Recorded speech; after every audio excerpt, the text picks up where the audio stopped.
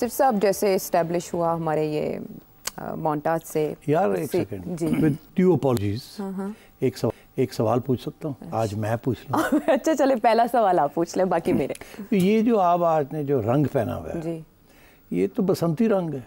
हाँ, और मौसम है मानसून का और बारिशों का मौसम है। और तो ये क्या कोई अच्छी को बाहर नजर आ रही है आपको आगे या क्या? नहीं, ये बसंती रंग है। पाकिस्तान में अब बसंत होती नहीं है, एफर्ट्स बढ़ी हुई, आपको पता है किसी ज़माने में, और बसंत तो बाहर की आमद का ऐलान भी होती थी। तो अब कौन सी बाहर की आप इंतज़ार कर रही हैं या उसको वेलकम करने के लिए आप ये रंग पहना? एक्चुअली मैं मिस कर रही थी बसंत के त्यौहार को बहुत ज़्यादा। अच्छा। उस पर दो मुख्तलिफ राय पाई जाती है, लेकिन बसंत से फिर मुझे याद आया कि पाकिस्तान तहरीक इंसाफ के अंदर भी एक बसंत चल रही है।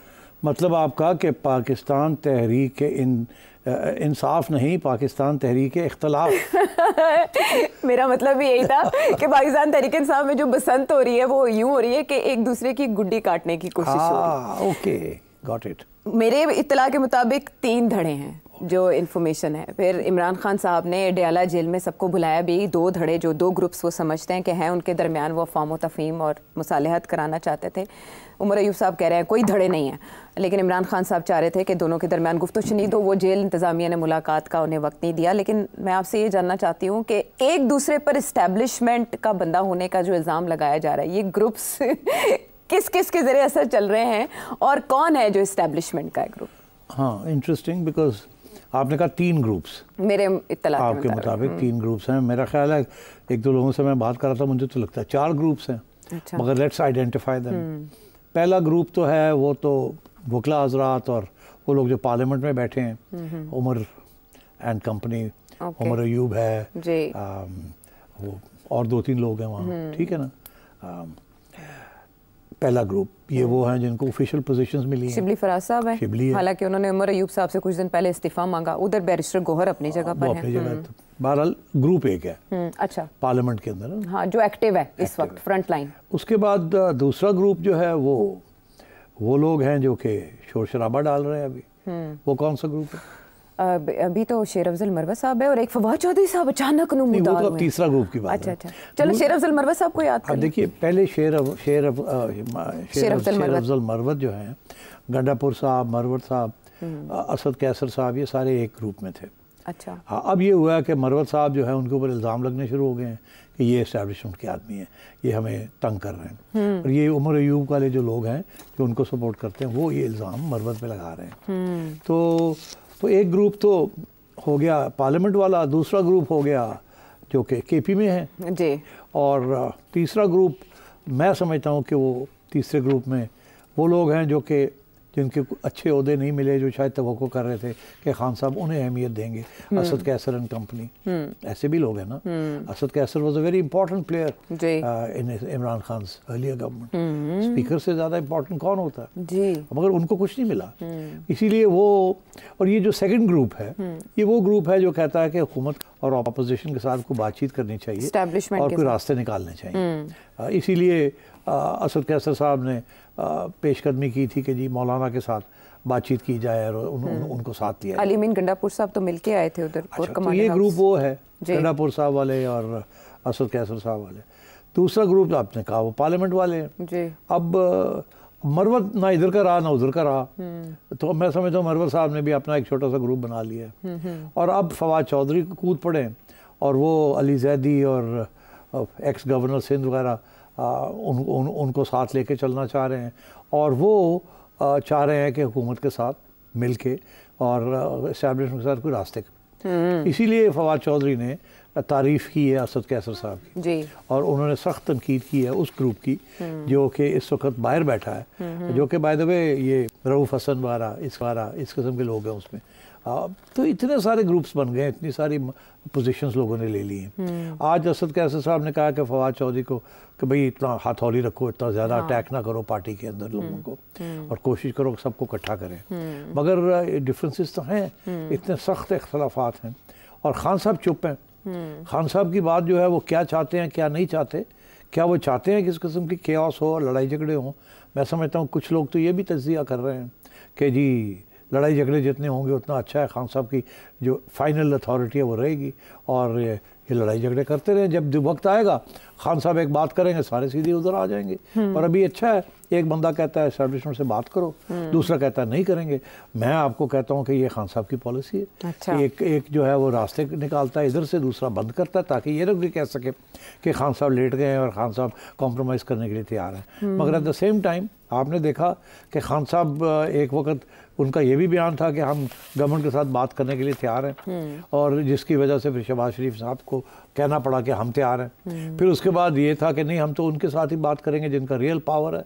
तो खान साहब भी डबल गेम खेलते हैं ताकि उनके लिए स्पेस ज़्यादा हो मनूवर करने के लिए। और आपको पता है खान साहब का मौक़िफ़ तो हमेशा यही रहा है कि मौका देख के बात करनी है, ज़रूरत पड़े तो यू टर्न ले लेना है, यू टर्न भी ले और उसके ऊपर कोई दिक्कत नहीं होनी चाहिए, कोई प्रॉब्लम नहीं होना चाहिए यू टर्न लेने के लिए। तो खान साहब is playing a double game, and सारी पार्टी जो है वो फिर उसी किस्म की गेम में आ गई। वो समझते हैं कि खान साहब हमें सपोर्ट कर रहा है, एक ग्रुप समझता है, दूसरा ग्रुप ये समझता है खान साहब हमें सपोर्ट कर रहे हैं। खान साहब एक ग्रुप को मिलते हैं तो उनको एक बात कहते हैं, दूसरे ग्रुप को मिलते हैं दूसरी बात कहते हैं, और वो डबल गेम चला रहे हैं। अब फवाद चौधरी साहब जो निकले हैं बाहर जी, जाहिर है उनके ऊपर तो इल्ज़ाम यही है कि कितने सो तुसी आहो, हाँ जी, तो तुसी किस तरह आ गए बाहर, हाँ। लपक के, और आते सार आप आके हर ऐसी मीठी मीठी बातें कर रहे हैं कि एस्टैब्लिशमेंट के साथ बातचीत करें, गवर्नमेंट के साथ बातचीत करें। तो ये है कि आप डिवाइड करना चाह रहे हैं, तो वहाँ लड़ाई झगड़े और बढ़ रहे हैं अभी। और अच्छा। मेरा ख्याल है खान साहब इसको रोकेंगे नहीं, अच्छा, इसको चलने देंगे ऐसे। That's what I think. तो ये जो इल्ज़ामात लग रहे हैं कि ये लॉन्च इमरान खान साहब ने उनके कहने पर फवाद चौधरी साहब एक्टिव हुए हैं, वो कुछ भी कर सकते हैं, पार्टी में कैओस हो सकता है, ये एक राय है जो आपने कहा। दूसरी तरफ शेर अफजल मरवा साहब कह रहे हैं कि इस्टेब्लिशमेंट से फवाद चौधरी साहब की हमेशा सेटिंग रही है, लेकिन हमने देखा इमरान खान साहब के दौर में फवाद चौधरी साहब का ये रवैया नहीं था। फवाद चौधरी साहब तब भटक गए थे या अब भटके हैं? मैं समझता हूँ फवाद चौधरी साहब हमेशा इस्टेब्लिशमेंट के करीब रहे हैं, और वो बातें वही करते थे जो समझते थे कि खान साहब को बात पसंद आएगी। जब भी मुज़ाकरात हुए बाजवा साहब के साथ उस ज़माने में, हर टीम जो जाती थी उससे फवाद चौधरी उसका हिस्सा होते थे, खुफिया तौर पे जाके मिलते थे, आते थे, खान साहब को ब्रीफिंग करते थे। और मेरा ख्याल है कि फवाद चौधरी बहुत सियासी तौर पे बड़े लायक हैं और बहुत चालाक हैं, और वो खान साहब को वही बात सुनाते थे जो उनको पता होता था खान साहब को पसंद आएगी। मगर मेरा ख्याल है एस्टैब्लिशमेंट को भी वही बात करते थे जो एस्टैब्लिशमेंट को पसंद आती थी। अच्छा। तो खान वो मेरा ख्याल अभी भी वो इसी किस्म का रोल अदा करेंगे। वो रोल यही होता है, बिल्डिंग ब्रिजेस। बिकॉज देखिए ना, अब वो आउट हो गए ना, सारी पार्टी ने उनको, एक कोर कमेटी ने बैठ के उनको आउट कर दिया, जिसमें सारे इकट्ठे हो गए। तो अब बात यह है कि जो इकट्ठे हुए हैं वो दो ग्रुप्स इकट्ठे हुए ना, मगर असद कैसर तो उसका हिस्सा नहीं है, गंडापुर भी उसका हिस्सा नहीं है। तो अब फवाद चौधरी साहब तारीफें कर रहे हैं असद कैसर साहब की, और तो कह रहे हैं कि ऐसे लोगों को आगे आना चाहिए, बिकॉज उन्हें पता है कि ये वो लीडरशिप है जो कि पार्लियामेंट्री लीडरशिप असली है, और इनको चाहिए कि ये अपनी असर रसूख इस्तेमाल करके इस्टेब्लिशमेंट के साथ कोई रास्ते निकालें और गवर्नमेंट के साथ कुछ रास्ते निकालें। तो पुराने स्टाइल पॉलिटिशियंस हैं। अच्छा, ये इमरान खान साहब के दौरे हुकूमत में भी फवाद चौधरी साहब पे शक किया जाता था मुबैना तौर पर कि ये शक तो किया जाता था, मगर इमरान बहुत पसंद करता था फवाद चौधरी साहब को। अच्छा। फवाद चौधरी जिस किस्म की बातें करता था ना, बड़ी हिट होती थी।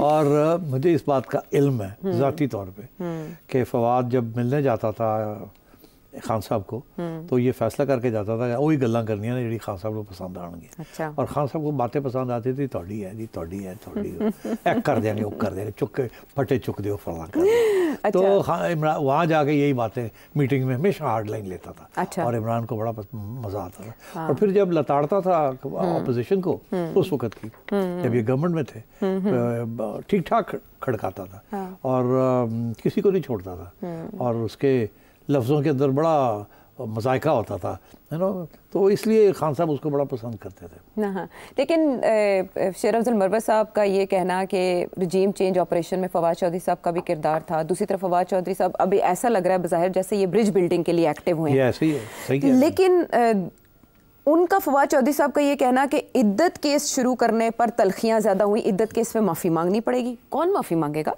दूसरा ये कि अगर पीटीआई ने एस्टेब्लिशमेंट से डील की तो अंजाम नून लीग और पीपल्स पार्टी से बुरा होगा, तो फिर डील ये तो नहीं करवा रहे? नहीं, वो डील जो है वो बातें ऐसी होती हैं आयशा,